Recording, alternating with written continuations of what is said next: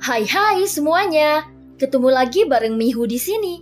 Oh iya, kali ini Mihu akan membawakan alur cerita dari film Donghua yang berjudul Battle Through the Heaven. Mihu mengingatkan sekali lagi ya bahwa konten ini full spoiler.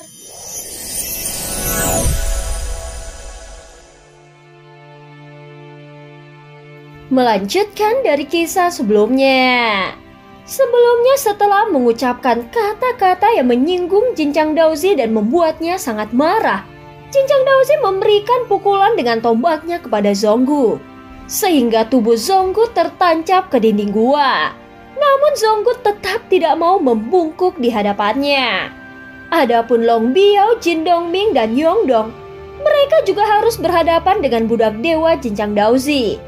Namun kesenjangan kekuatan di antara dua kelompok ini jelas cukup besar, sehingga mereka tampak sangat dirugikan.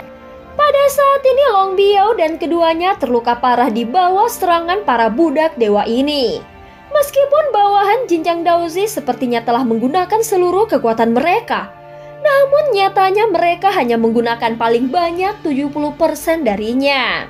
Jika mereka tidak cukup kuat dan akhirnya kalah, maka keselamatan mereka sendiri adalah prioritas utama Jinchang Daozi, sehingga dia sudah mempersiapkan opsi lainnya untuk menekan Zhonggu. Sebelumnya Long Biao selalu selamat dari setiap situasi berbahaya. Namun sekarang dia merasa terancam dan berpikir akan segera menemui ajalnya. Bagaimanapun bukan hal yang mudah untuk menghadapi pengepungan musuh dari kedua sisi. Apalagi kekuatan lawannya lebih unggul dari mereka. Dan kekuatan mereka juga sudah melemah. Bahkan jika mereka menang, mereka mungkin tidak akan dapat bertahan lama. Atau setidaknya, mereka akan berada dalam kondisi terlemahnya. Sehingga Jinchang Daozi dapat dengan mudah menghabisi mereka. Tentu saja dia cukup memahami cara berpikir Jinchang Daozi yang pernah menjadi tuannya. Sial! Sekarang kami hanya bisa berdoa semoga ada penyelamat yang muncul dan masalah bisa dapat diselesaikan. Saat memikirkannya, Long Biao memiliki ekspresi pahit di wajahnya. Menghadapi beberapa orang lainnya, luka pada Jin Dongming dan Yongdong terlihat lebih serius. Meskipun mereka pulih dengan kecepatan yang mencengangkan, namun budak dewa Jinchang Daozi jelas tidak akan memberikan mereka bertiga kesempatan untuk bernafas. Saat berikutnya serangan datang lagi, yang menyebabkan mereka bertiga terus dirugikan dalam pertarungan ini. Namun mereka semua berlumuran darah, dan sepertinya telah mencapai akhir dari kekuatan mereka. Jinchang Daozi jelas telah melakukan persiapan yang cukup, dan menggunakan formasi pembatasan, sehingga pertarungan ini tidak menimbulkan banyak kerusakan pada daerah di sekitarnya. Jadi dapat disimpulkan bahwa bukan karena alam Dewa Iblis Abadi tidak memperhatikan pertarungan mereka, namun hal ini karena Jinchang Daozi telah mengurus semuanya sebelumnya. Sehingga meskipun pertarungan sengit seperti itu terjadi, namun tidak ada seorang pun dari alam Dewa Iblis Abadi yang mengetahuinya dan berusaha datang untuk menghentikannya. Bagaimanapun Jinchang Daozi memiliki dukungan kekuatan besar di belakangnya dan memiliki lebih banyak koneksi di alam Dewa Iblis Abadi. Bagaimana sekarang? Apakah kau masih tidak mau berlutut dan memohon belas kasihan? Sejujurnya sangat mudah bagiku untuk membunuhmu di alam Dewa Iblis Abadi ini. Bahkan jika kau meminta tolong kepada para tetua, mereka sama sekali tidak akan peduli. Karena kau hanyalah seorang pengikut Daozi dengan reputasi yang palsu dan kekuatan terendah dari alam Dewa Iblis Abadi. Setelah mencibir, Jinchang Daozi meraih tombak yang ditusukkan ke dada Zhonggu dan terus memutarnya dengan kuat, sehingga darah di dada Zhonggu terus mengalir dan rasa sakit membuat ekspresi Zhonggu menjadi berubah. Saat ini Zhonggu tidak menunjukkan rasa takut, karena dia tahu bahwa semua kemuliaan sebelumnya diberikan oleh Xiaoyan. Cepat atau lambat, Xiaoyan juga akan pergi, dan dia pasti akan menghadapi kenyataan ini sendirian. Jika saat itu tiba dan dia masih belum cukup kuat, maka dia pasti akan selalu ditindas. Sekarang apa yang sebelumnya pernah dibayangkannya telah terjadi. Tetapi setidaknya Xiaoyan telah membuatnya menjadi terkenal di alam dewa iblis abadi, sehingga Zonggu tidak menyesal dan tidak ada rasa takut di matanya. Bisa dianggap sekarang dia tampak sangat tangguh. Apa sebenarnya yang membuatmu tidak takut mati? Saat mendengar teriakan Jinchang Daozi, ada tatapan ganas di mata Zonggu, sehingga membuat Jinchang Daozi sedikit merasa tidak nyaman. Sebelumnya dia berpikir selama dia bisa mengalahkan Zonggu Daozi, maka dia akan mampu menundukkan kepalanya.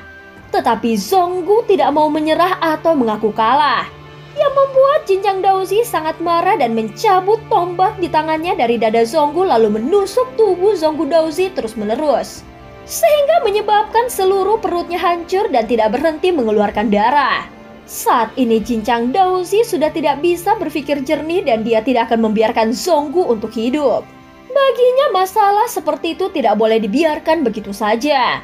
Kau membuatku mengingat bahwa nama ini dianggap sebagai pria tangguh di antara keabadian kaisar.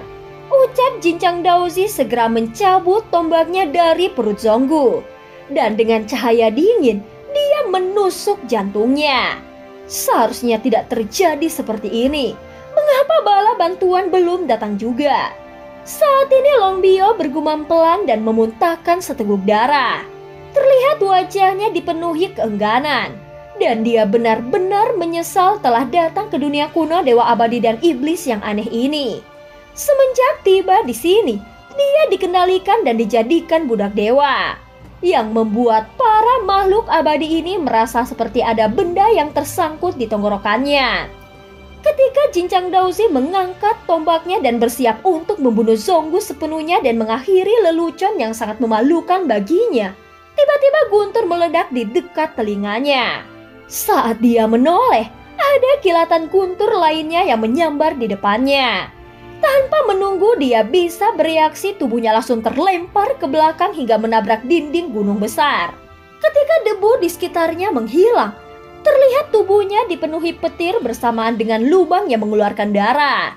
Ada juga tombak pendek yang muncul di perutnya, seolah-olah itu memangkunya ke dinding gunung, yang menyebabkan tubuhnya tidak bisa bergerak. Penyelamatku benar-benar telah datang. Wajah Longbio tampak melankolis saat dia melihat ke langit dan ada dua garis air mata yang mengalir di pipinya.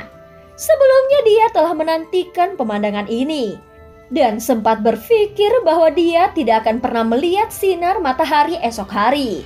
Di udara, sesosok tubuh melintas di depan semua orang dalam beberapa tarikan nafas.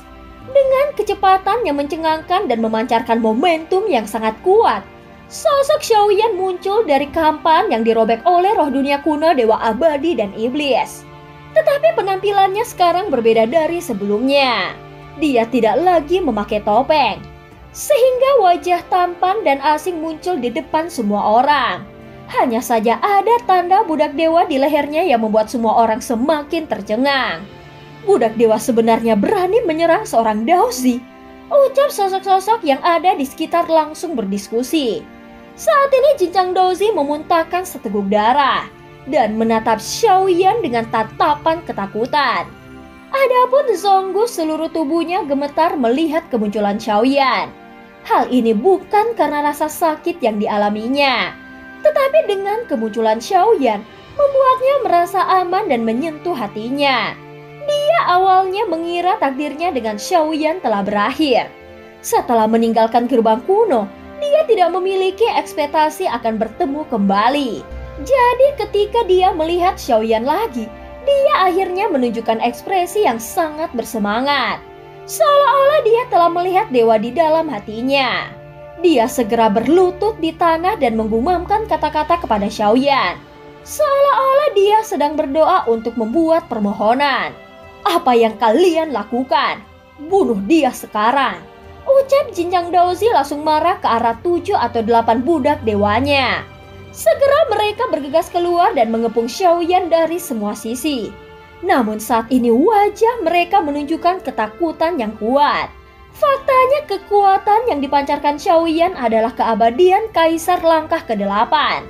Tetapi itu membuat mereka merasa seperti ada gunung besar yang membebani tubuh mereka. sehingga mereka sama sekali tidak bisa bernafas. Secara logika, perasaan seperti ini hanya akan muncul ketika ada kesenjangan kekuatan yang sangat besar.